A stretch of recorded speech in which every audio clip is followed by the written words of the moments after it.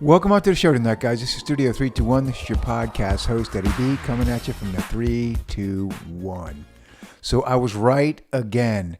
Not trying to brag, not trying to pat myself on the back. But if you remember, I did a podcast a couple months ago on the Panama Canal.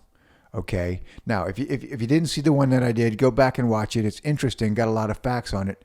But I'm going to fill you in real quick. So here we go. We built the Panama Canal in the early 1900s, finished it about 1915. The Panamanian, there was kind of some unrest that we were down there, just basically occupying the country, created a little bit of tension over the years. 1977, Jimmy Carter had the Trejos Treaty, which we signed, which was going to start giving control of the Panama Canal back to Panama, okay? Because we were basically controlled it. It was like our piece of land in their country, okay? Now, look, we did build a canal, and you know, it was a 50-mile canal. It cut across basically Central America. It was a shortcut to go across all the landmass so that ships didn't have to travel all the way down around the south tip of South America. You know, saves thousands of miles, thousands of gallons of fuel for these ships. And ships just pay, you know, they pay basically rent to cross the canal. So we signed a treaty in, I think it was 77, to give the canal back to Panama, okay? And we were going to be completely out of there by 1999, which we were. But in that deal, okay, Panama was supposed to give us special access, okay? You know, we had an agreement where they were going to charge us to go through the canal, but it wasn't supposed to be that much money, you know, and we also reserved the right, it was, I forgot what they called it, but it was basically our right to defend it. In other words, if somebody tried to take it over, we could defend it like it was our own country. And, you know, we had a lot of sovereign rights to it. Okay, so that was in the agreement. So recently, you know, you heard Trump talking a lot about, you know, the Panama's not holding up to their end of the bargain, and they're charging us way too much money for our warships to go through there because it's very strategic for us. And, you know, it's a great shipping lane for everybody all around the world, and they do make a lot of money. I think they did something like $3 billion a year or something like that. Now, again, I'd have to go back and look for the specifics, so don't kill me on that one, but it's something like that. And, you know, it's a good part of their GDP down there. But so, you know, they were supposed to give us good deals on all that, but, you know, Trump's been complaining that they weren't doing that. You know, they're charging us ridiculous rates to go through basically our own canal. So he had been saying he was going to take the canal back. Now, you know, of course, all the Democrats and the liberals, they throw, oh my God, he's a dictator. He's going to take over the world. He's Hitler. He's not, you know, you've heard it 100 times. It's all bull. They're a bunch of crybabies. So I did a podcast basically saying, look, you know, I'm watching the strategy on this. I'm like, no, that's not what he's doing. You know, he's basically threatening them, saying, look, get it together. You know, first of all, stop ripping us off. You know, charging us too much to use the canal that we built, you know, and make everything fair. But also, he wanted the Chinese influence out of the canal. Because look, China has the same game plan all over the world. They're doing the same stuff in Africa right now, okay? They're buying up land. They're getting mineral leases over there. They're doing all this stuff, building buildings, building roadways in Africa, kind of like they're their buddy, and they're not. Okay, they're gaining influence, and before you know it, they'll be taking it over. You know, but that's a whole nother story. So they were starting to try to do the same thing with the Panama Canal. You know, they're down there. Their ships are through there all the time. They were offering to build stuff down there. We were kind of asleep at the wheel, you know, with Dodo, Biden, and, you know, of course, you got your Obama, who's just running around doing nothing. So they were just kind of creeping in. The Chinese were. Well, if you look at the Panama Canal on a map, on both ends of the map on the canal, well, actually both ends of the canal, the Chinese had built big ports and paid for all the cranes and, you know, just again, you see where this is going. They're basically trying to move in without officially moving in. Another big red flag was all the signs. When you're going through the Panama Canal, all the signs on all the buildings and all the cranes and everything written in Chinese. So that tells you right there what's going on. Okay, so Trump wasn't having it, and he basically told them, "We're going to take the canal back."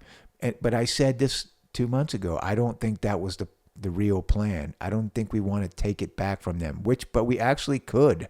And I think by law we could, because it was in our contract when we gave it to them in the first place. But, no need to overdo it if you don't have to, right? So I said his plan was to scare them. Everybody thinks Trump is crazy, and he uses that to his advantage. So he scares them, threatens to take it back, get the Panamanian government all up in a tizzy, right? They go, come on, well, let's talk about it. We go in there, we say, look, we can either come take it back, which we will, or you can kick the Chinese out of there, okay, and give us a better deal on our passage through the canal with our warships and our cargo ships. It's mostly for our warships, though, because it's a national security thing. It's important to be able to cross the continent quickly rather than going the long route, okay? So Pete Hegseth came back just the other day and said, hey, we've made a deal with Panama. And it worked out exactly the way I thought it was going to work out, because I know this type of strategy. You go in there with overwhelming scare tactics, like you make them think you're going to take the whole world away and you don't care and you're crazy and all this other stuff, right? And then you back off of that and you say, hey, instead of us taking it away from you and taking all that revenue away from your country, how about you just clean this up, kick the Chinese out, we'll have more influence over the canal like we used to, and you give us good rates on the ships, and everybody's happy. And then, of course, the Panamanian government at that time is going to be more than happy to sign that deal, because originally they think we're coming in there with the military and taking it back. Okay, so I love the strategy. Again, man, Trump's a genius. I don't understand how these people don't understand his tactics.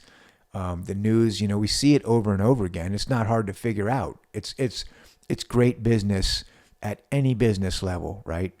It's just like if you were going to buy a car. You go in, you look at the car, you act like you don't care. You go, yeah, the car's a piece of crap. Even though you really want it, you go, yeah, it's a piece of crap. I'm not giving you no money for this thing. I don't even know if I want it. Well, then the guy selling the car, he gets all butthurt. His feelings are hurt. Now he's like, well, maybe this is a piece of junk. Maybe I just need to get rid of it. And then the price goes from $5,000 to $3,000, right? And you walk out of there with a great deal. That is the art of the deal, But yeah, it's a great situation. It actually ended up exactly like I thought it would, and it's good for us, I guess, on our ships. It costs, in all fairness, it costs them money to let our ships go through, because you got to open all the locks and there's a lot of process to that, right? So I don't think our ships are going through actually free, but it's going to, basically what we're doing is they're going to let our ships go through the canal. Number one, priority, that means first. So if there's a line of ships out waiting to go, American warships go first. And also, they're only going to charge us what it costs them to let us go through. And so I think it was, now, again, don't quote me on this because it was a while since I did the last podcast. I think it was something like $5 per tonnage of displacement was what they were charging us before. So, it would be about $200,000 for a military ship to go through. And now they're basically just going to charge us. It's basically free, but they're just going to charge us what it costs them, in operational fees to let our ships go through. And that's lovely. Now you could say, it's bullying and blah, blah, blah, but we built that canal, okay? We have all rights, to that canal before anybody else. And the truth is, if our name wasn't on that canal to defend it, Panama wouldn't own it because the Chinese would have took it from them already. or the Russians or somebody, because Panama can't defend anything. The only reason it's in Panama's possession is because we are looking over their shoulder going, don't mess with the Panama Canal. So anyways, just another win for the Trump guys, man. I'm telling you, he's lining these things up, and I think you're just going to start dropping like dominoes, man. Boom, boom, boom, boom, boom. All these deals he's making. It seemed really crazy in the beginning, but you're starting to see the patterns emerge of what he's doing, and I really like it. But anyways, guys, if you like my video, please like and subscribe. Subscribe to my channel. Hit the notifications button. It's all free. It doesn't cost you anything, but it helps spread my channel. YouTube's not real friendly to conservative stuff, and this is the best way to get it out there. So hit that subscribe and tell all your friends. I'll talk to you soon, guys. This is Eddie from Studio 321. You guys have a good night.